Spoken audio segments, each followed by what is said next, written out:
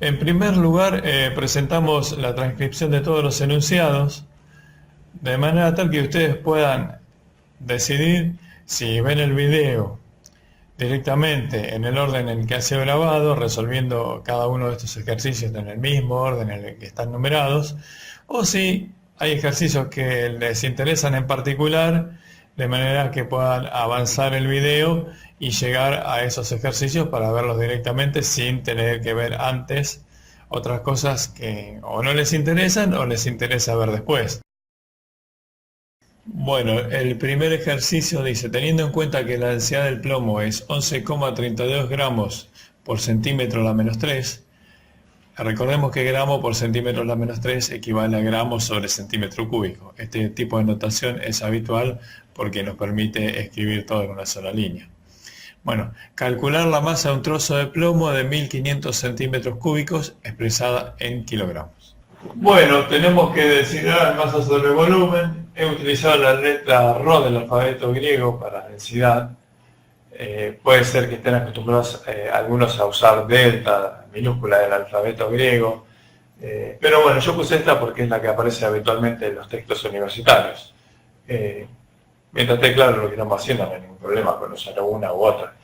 Bueno, esto equivale a decir que masa es igual a densidad por volumen, en este caso, reemplazando por los valores que tenemos en los datos. Masa es 11,32 gramos sobre centímetro cúbico por 1500 centímetros cúbicos, que nos da un resultado de 16.980 gramos.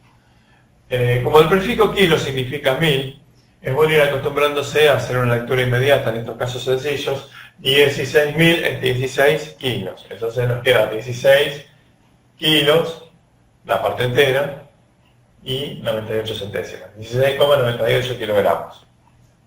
Obviamente que una manera formal sería dividir por 1000 y listo. Pero bueno, cuando sea así sencillo y fácil de ver a simple vista, conviene a trabajar de esta manera. Bueno, hemos aprovechado acá para hacer un poquito de práctica de notación científica, ya que tenemos ejercicios sencillos. Si nos hubiesen pedido trabajar con 3 cifras significativas o con 4 cifras significativas en notación científica, tenemos que proceder de la siguiente manera. Recordemos que en notación científica se escribe solamente una cifra entera y después la cantidad de cifras decimales necesarias para completar la cantidad de cifras significativas del caso. Bueno, acompañado de la potencia correspondiente de 10. En este caso es 10 a la 1. El 1, en principio uno podría decir, no lo escribimos cuando el exponente es 1, pero en notación científica se suelen escribir todos los exponentes, aunque sea en este caso 1. En la calculadora se pueden verificar eso. Si pasan al modo de notación científica, van a ver que por más que sea 10 a la 1, el 1 aparece. Bueno, ¿cómo sabemos que es 10 a la 1? Porque bueno, contamos la cantidad de lugares que tenemos que borrar la coma, en este caso, para llegar a ponerla detrás de la cifra entera que nos va a quedar una vez que lo expresemos de esta forma. En el caso de 3 cifras significativas, nos fijamos, después de la tercera cifra, cuál es la que sigue. Como sigue una cifra mayor que 4, tenemos que aumentar en 1 unidad esta cifra, en manera tal que todo esto se nos va a hacer 70, nos va a quedar 1,70 por 10 a la 1. Y en el caso de 4 cifras significativas, bueno, terminó ahí, así que no hay que hacer ninguna consideración de ese tipo, porque la cantidad de cifras que tenemos acá coincide con estas, así que bueno, queda así, 1,698 por 10 a la 1 kilogramos. Bueno, el ejercicio 2 dice, se dispone de una solución formada por agua, ácido acético y cloruro de sodio. ¿Cuáles de las afirmaciones siguientes son correctas? A. La sustancia cloruro de sodio está constituida por moléculas diatómicas. B. La composición centesimal de la solución varía con la temperatura. C. Al mezclar agua con cloruro de sodio siempre se obtiene una mezcla homogénea. Y D. La fórmula empírica del ácido acético coincide con su fórmula molecular. Bueno, las sustancias que constituyen la mezcla del enunciado son agua, ácido acético, también se llama ácido tanoico, y cloruro de sodio. Vamos a las proposiciones. La primera dice que el cloruro de sodio está compuesto por moléculas diatómicas. Esa proposición es falsa porque el cloruro de sodio es un compuesto iónico, de manera que está constituido por iones, aniones cloruro y cationes sodio, los cuales forman lo que se denomina una red iónica. Una red es una estructura compacta, rígida, a diferencia de las moléculas, que son entidades discretas que tienen cierta independencia una de la otra. Bueno, la segunda afirmación dice que la composición centesimal de la solución varía con la temperatura. Es verdadero, pero hay que hacer ciertas aclaraciones. Cuando hablamos de solución, nos referimos a una mezcla homogénea donde hay un solvente o disolvente y uno o más solutos. Con las sustancias que tenemos acá presentes, generalmente el disolvente es el agua y las otras dos sustancias serían los solutos. ¿Qué significa que la composición centesimal cambia con la temperatura? Lo que significa en este caso que puede haber más o menos solutos disueltos en función de la temperatura. Puede llegar a cambiar o no, porque para que cambie tendríamos que movernos alrededor de lo que se llama la línea de saturación. La cantidad de soluto en una determinada cantidad de solvente que puede disolverse a una determinada temperatura se llama solubilidad de ese soluto justamente a esa temperatura. Bueno, a medida que varía la temperatura, la solubilidad puede variar, por ejemplo, de esta manera. Podría variar de otra forma. El cloruro de sodio tiene una variación más o menos de este tipo. Si nosotros tenemos soluto en muy pequeña cantidad, de manera que, suponiendo que estuviésemos aquí con la temperatura y aquí con la cantidad de soluto disuelto, por más que bajase la temperatura, no va a pasar que ese soluto en parte va a salir de la solución y va a precipitar, como lo representé acá, donde puse sal eventualmente precipitada. Eventualmente justamente por esto, porque podría haber sal precipitada, o sea, podríamos tener exceso de soluto, por decirlo de una manera, o no.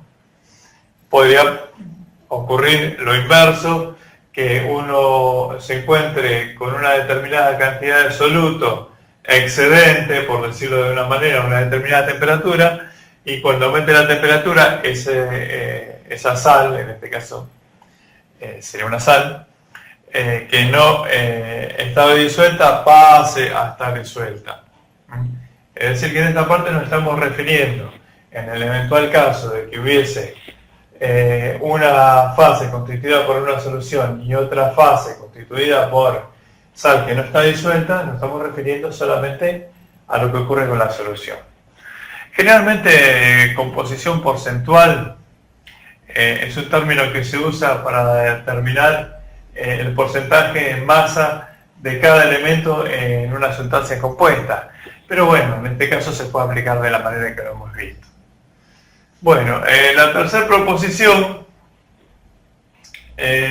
nos dice que siempre que mezcle agua con cloruro de sodio voy a tener una mezcla homogénea. Eso es falso, porque una mezcla homogénea es una solución. Si yo me excedo en la cantidad de cloruro de sodio que puede llegar a disolverse a esa temperatura a la que estoy trabajando en agua, obviamente voy a obtener una mezcla heterogénea. Voy a tener, por un lado, una solución, que va a ser una de las fases, que está constituida por el agua, que en este caso es el disolvente, y el soluto, que es la cantidad de sal que pudo disolverse. Y por otro lado, la otra fase va a ser la sal que no se ha disuelto, que generalmente se nos llama precipitado, a ese compuesto que está separado de la solución justamente por haber excedido la capacidad que tiene el agua para disolver ese soluto a esa determinada temperatura. Bueno, la última afirmación dice que la fórmula empírica y la fórmula molecular coinciden, en el caso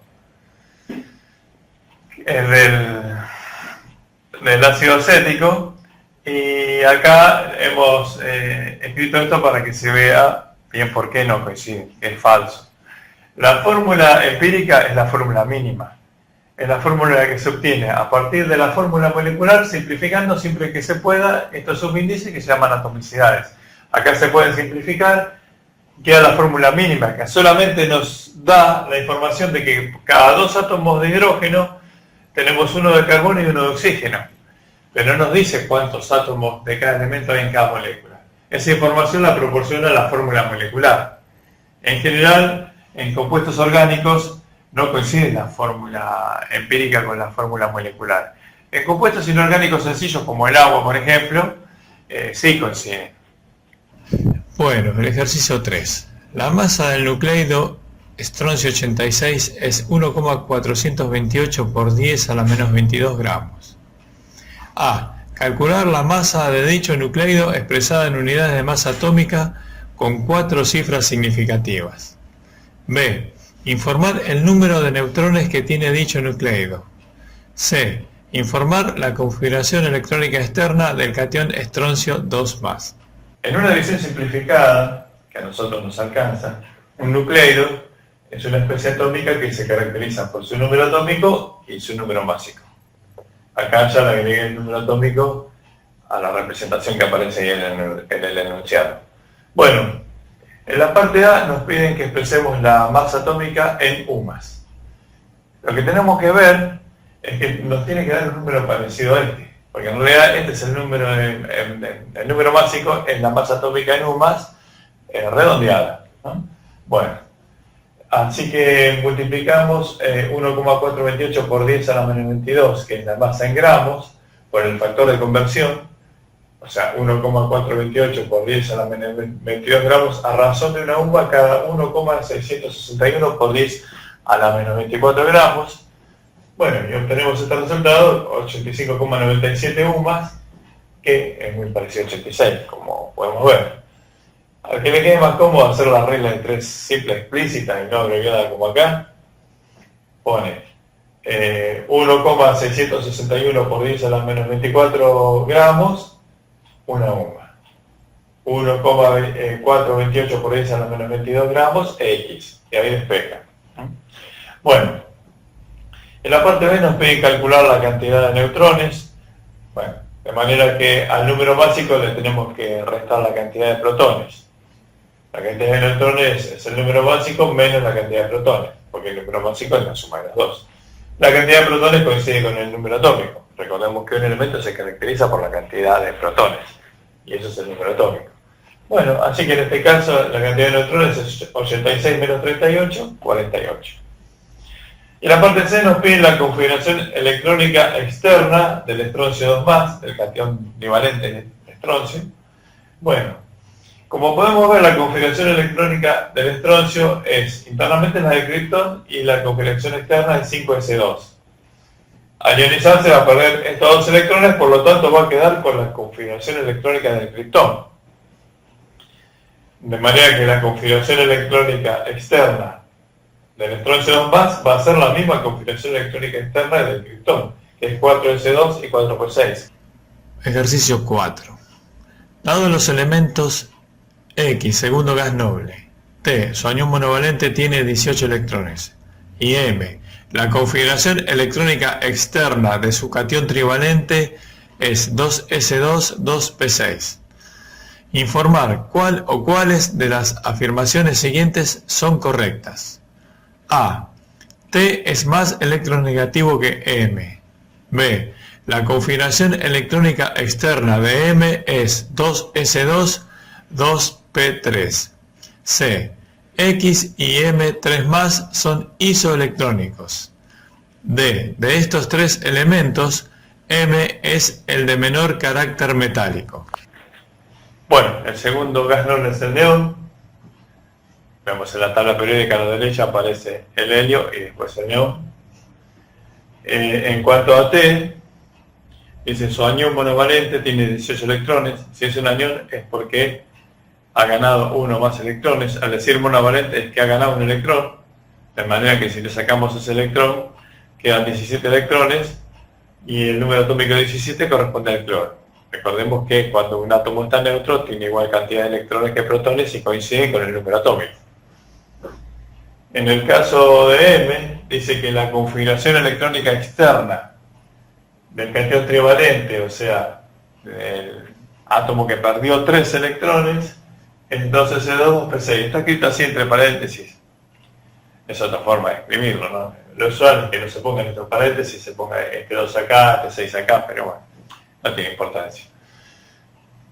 Esto significa que el átomo ha perdido 3 electrones. Así que acá, con sumar, simplemente vamos a llegar al número atómico. Tenemos 6 más 2, 8 electrones.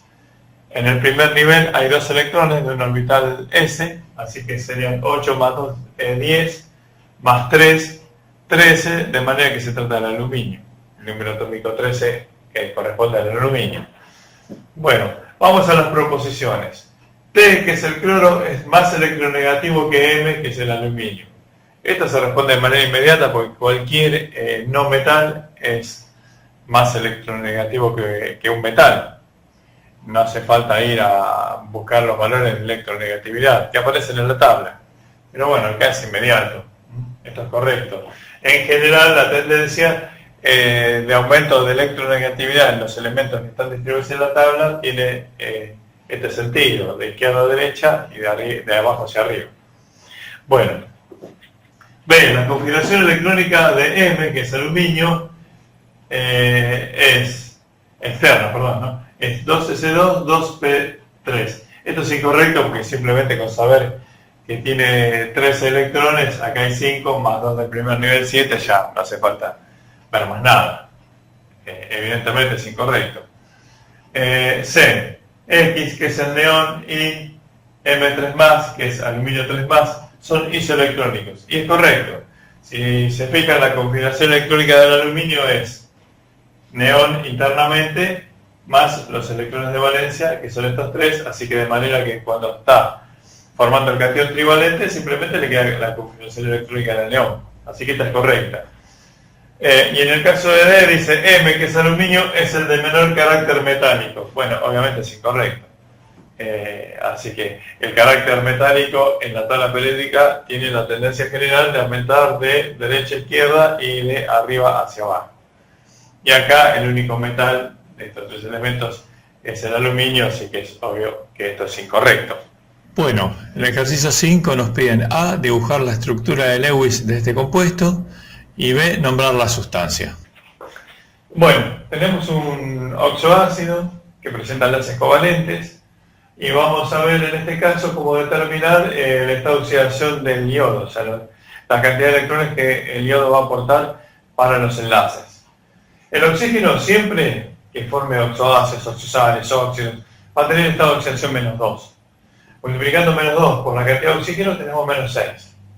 De manera tal que los otros electrones para los enlaces tienen que ser aportados por los otros elementos. Como el hidrógeno aporta siempre un solo electrón, el estado de oxidación es +1, los otros 5 los tiene que aportar el yodo. El yodo es un elemento representativo del grupo 7A o 17, de manera que tiene 7 electrones de valencia. En los elementos representativos, la cantidad de electrones de valencia es igual al número de grupo en nomenclatura vieja, que es 1A, 2A, 3A, 4A, o el número de grupo en nomenclatura nueva, pero tomando en cuenta las últimas cifras solamente para los grupos 13, 14, 15, 16, 17 y 18. Recordemos, por ejemplo, el grupo 15 en nomenclatura nueva es el grupo 5A en la nomenclatura vieja. En este caso, el yodo pertenece al grupo 7A o 17. Por lo tanto, tiene 7 electrones de valencia. Esto nos dice que le va a quedar un par libre de electrones, o sea, un par de electrones sin formar enlace. Entonces hay que tenerlo en cuenta a la hora de empezar a armar, porque nos va a servir ya ese dato como para ir organizándonos. Bueno, en el caso del carbono, el nitrógeno, el oxígeno y el flúor, siempre van a cumplir la regla del octeto cuando formen enlaces. ¿Qué significa esto? Que considerando los electrones que están del lado del átomo más los otros electrones que están formando los enlaces, tienen que verse rodeados de 8 electrones. O sea, considerando los electrones enlazantes y los pares no enlazantes, el átomo tiene que estar rodeado de 8 electrones. Pero eso se cumple siempre que formen enlaces solamente en el carbono, el nitrógeno, el oxígeno y el flúor. Los elementos de número atómico menor que el carbono sí, digo bien, menor que el carbono, o sea, del bono para abajo, no, en general no van a cumplir la regla del octeto porque no tienen la cantidad de electrones suficiente como para llegar a eso. Y los elementos del periodo 3 en adelante pueden no cumplir la regla del octeto porque depende de lo que se denomina carga formal, si va a ser más estable que cumpla la regla del octeto o que expanda el octeto, es decir, que se rodee de más 8 electrones. Porque los elementos del periodo 3 en adelante tienen la posibilidad de promover electrones a orbitales p de manera de poder formar más enlaces. Eso se ve bien en teoría de hibridación de orbitales atómicos, que bueno, no viene al caso ahora. Pero de todas maneras vamos a hacer las dos estructuras de Lewis para que se vea cómo se opera en un caso y en el otro. Porque para manejarnos con el octeto expandido no es necesario tener un manejo de la teoría de hibridación, simplemente hay que manejarse contando electrones, como en el caso del cumplimiento del octeto. Nada más que en el caso del octeto expandido lo que vamos a contar electrones también que hagan que las cargas formales, que ya vamos a ver lo que es, sean lo más bajo posible. Bueno, entonces como dijimos primero, lo que vamos a hacer es considerar que el yodo cumpla la regla del octeto. El oxígeno sabemos que la tiene que cumplir sí o sí. Y en el caso del hidrógeno sabemos que solamente hay un electrón, así que solamente va a formar un enlace. Bueno, en este caso hay que elegir el átomo central, que es el yodo. El hidrógeno siempre es un átomo terminal, no puede ser central porque puede formar un solo enlace. Y como hay un solo yodo y 3 oxígenos, el átomo central va a ser el yodo. Dibujamos el átomo central, lo representamos. Bueno, por empezar, como sabemos que tiene 2 electrones libres, o son par libre, lo vamos a dibujar acá. Así ya queda. Ahora tenemos que formar 5 enlaces, mejor dicho. El yodo tiene que aportar 5 electrones a los enlaces. ¿Cuántos enlaces? 3. Uno con cada oxígeno, porque dijimos que el hidrógeno tiene que quedar como átomo terminal, y ya vamos a ver que en estos casos queda unido al oxígeno no al átomo central, que es el yodo. Bueno, vamos a dibujar en principio un enlace, 2 enlaces y 3 enlaces. Bueno, y ahora vamos a ver esto. Si yo acá sé que voy a poner otro electrón para formar el enlace, entonces ya cuento como 2 electrones por cada enlace y veo a ver si tengo octeto o no. Vamos, 2, 4, 6 y 8. ¿No? Acá serían los 2 enlaces, 2 del enlace, 2 del enlace. Falta poner, no lo puse ahora, vamos a ver por qué. Y estos 2 que son libres, ¿no? 2, 4, 6, 8. Quiere decir que ahí se cumple el octeto. ¿Qué significa esto? Que no vas a poder formar dobles enlaces. Bueno, entonces, ¿cuántos electrones está aportando hasta el momento el yodo para los enlaces? 1, 2, 3. Y dijimos que tenía que aportar 5. Por lo tanto, lo que vamos a hacer es que en 2 de estos enlaces, los 2 electrones los aporta también el yodo. Estos enlaces donde los 2 electrones son aportados por un mismo elemento se llaman enlaces covalentes coordinados o dativos. Bueno, entonces ahora sí tenemos 1, 2, 3, 4, 5. 5 electrones aportados por el yodo para los enlaces. Y el par libre que ya habíamos establecido de entrada. Bueno, y ahora vemos 2, 4, 6, acá falta, la vamos a ver, y 8. Ahí se cumple el octeto. Entonces, ¿qué quiere decir esto? Bueno, que acá el otro electrón de este enlace sí lo va a aportar el oxígeno. ¿Está bien? Bueno, los escribo con símbolos diferentes para ver cuántos electrones aporta cada elemento y cómo los aporta. Simplemente los electrones, obviamente, que son todos iguales. Podemos representar todos con los mismos signos. Pero lo hacemos de esta manera para que ustedes lo puedan visualizar mejor. Bueno, entonces, ahora terminamos de armar. Ponemos el oxígeno acá. Como el oxígeno es del grupo 6A o 16, tiene 6 electrones de valencia. como en este enlace los dos electrones están aportados por el yodo, todos los electrones del oxígeno quedan libres. Así que sus 6 electrones quedan libres, formando 3 pares libres. Bueno, acá se presenta una situación análoga, así que no hay nada que investigar. Bueno, y en este caso, este oxígeno va a quedar en el medio de el yodo y el hidrógeno. Al hidrógeno también le representamos el electrón con otro símbolo, simplemente es para poder visualizar mejor cómo se va armando esto, ¿no? Bueno, de manera que al oxígeno le quedan 2 pares libres, ¿no? Porque tenemos 1, 2, o sea que de los 6 uso 2 para los enlaces, de manera que le sobran 4, o sea 2 pares libres. Bueno, esta es la estructura de Lewis de este compuesto, teniendo en cuenta que el yodo deba cumplir con la regla del octeto. Si lo representamos con líneas, vamos a poner así. Esta flechita indica que es un enlace dativo. Acá ponemos el yodo. Estos son los pares libres. Acá tenemos un par libre. Acá tenemos enlace covalente común, un enlace covalente común. El hidrógeno, los 2 pares libres, el enlace dativo. Y acá tenemos 1, 2, 3 pares libres. Pongo acá para que se vea por las dudas. Bueno, tenemos los 2 enlaces dativos, el enlace covalente simple, otro simple, bueno, y los pares libres. Si queremos a partir de esto obtener la fórmula desarrollada, simplemente sacamos los pares libres, las flechitas las sacamos, las dejamos como líneas y ya tenemos la fórmula desarrollada. Bueno, esto forma lo que parte de lo que sería una estructura resonante. ¿Qué significa estructura resonante?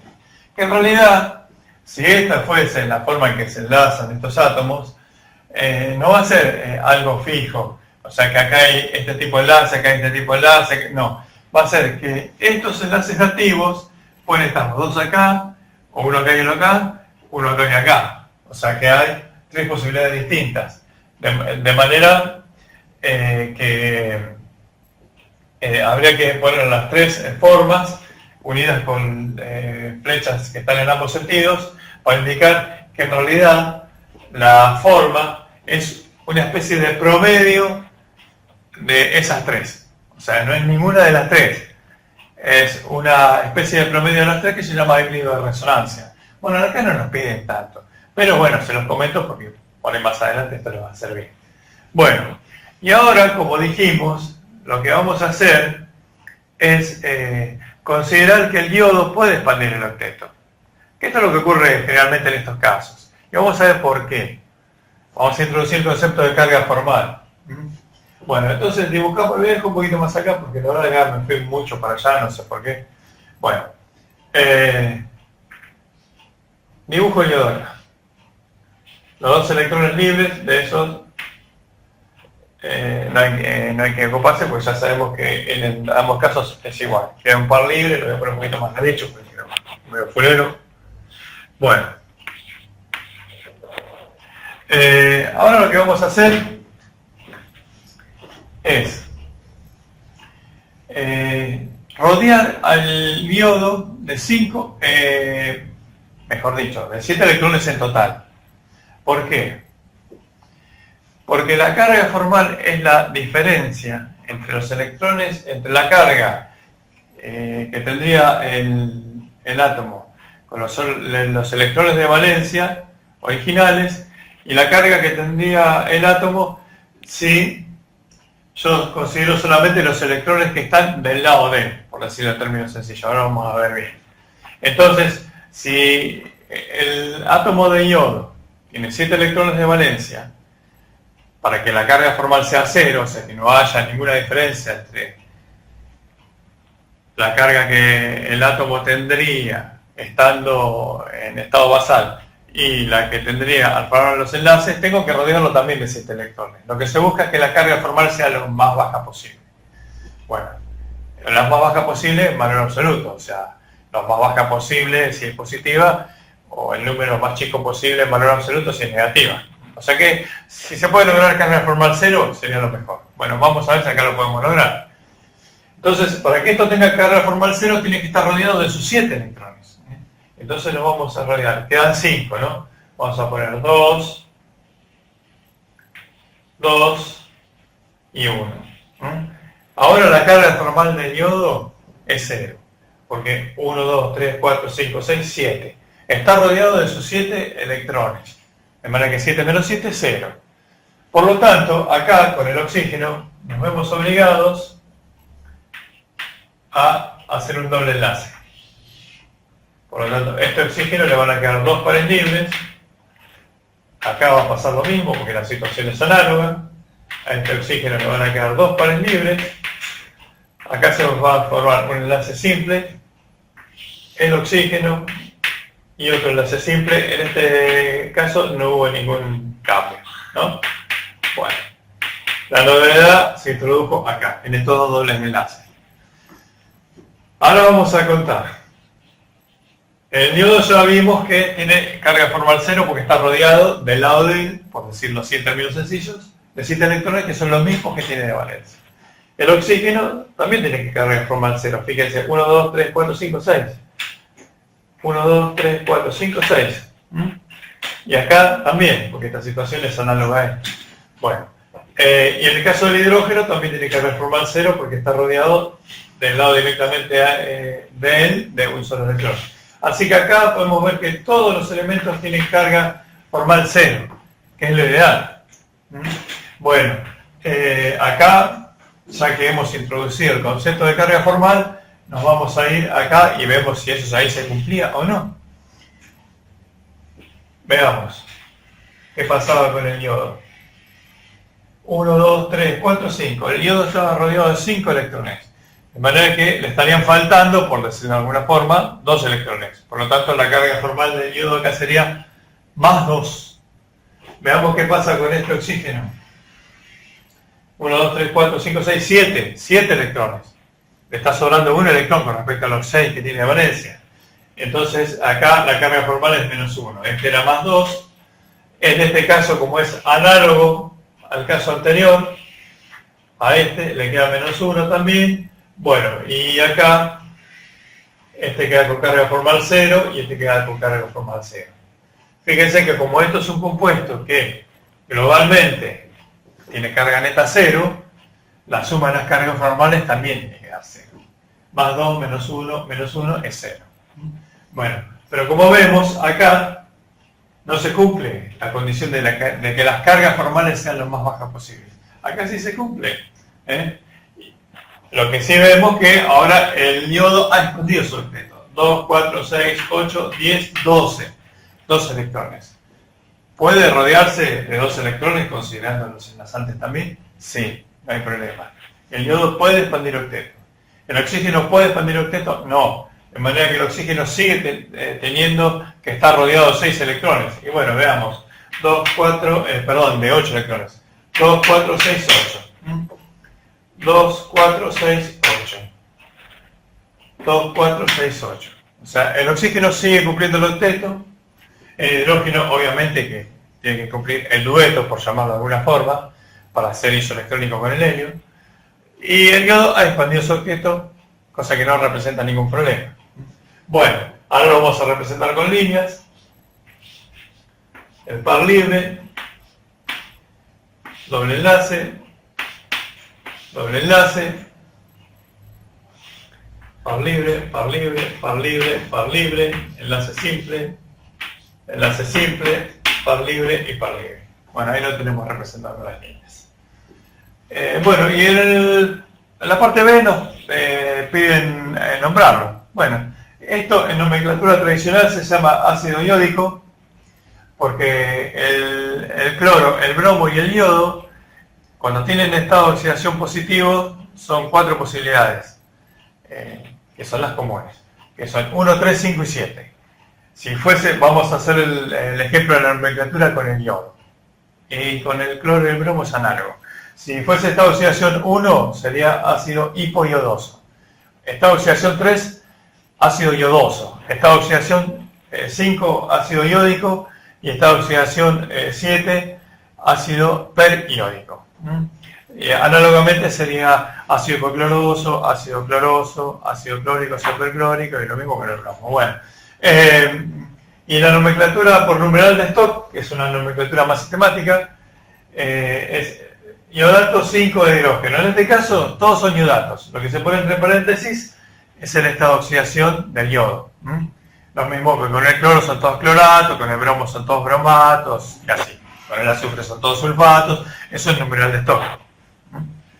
Ejercicio 6. Predecir la geometría de las moléculas de tricloruro de fósforo según la TREPEV, teoría de repulsión de pares electrónicos de valencia. Tenemos tricloruro de fósforo, o cloruro de fósforo 3, también cloruro fosforoso. Donde tenemos un átomo central que es el fósforo, con 3 átomos periféricos que son los cloros, de manera que tenemos una molécula del tipo AB3E. ¿Qué significa esto?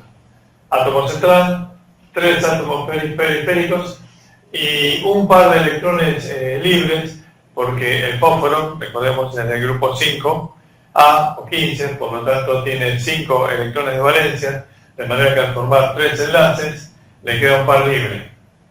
El cloro, el estado de oxidación negativo que tiene es -1, de manera que cada cloro forma un enlace con el fósforo. Bueno, en este caso nos preguntan cuál es la geometría molecular. No confundir la molecular con la electrónica. En este caso son distintas porque tenemos al menos un par libre. De manera que la geometría molecular está constituida por los átomos solos y la electrónica es la geometría completa. La molecular, en este caso pirámide trigonal o piramidal trigonal, como le quieran llamar, que es lo que le vamos a responder. Y si nos hubiese preguntado la electrónica es tetraédrica, porque habría acá un cuarto par de electrones que no son enlazantes, que vendrían a configurar la geometría. Pero en este caso solamente nos preguntan la geometría molecular, y es piramidal trigonal.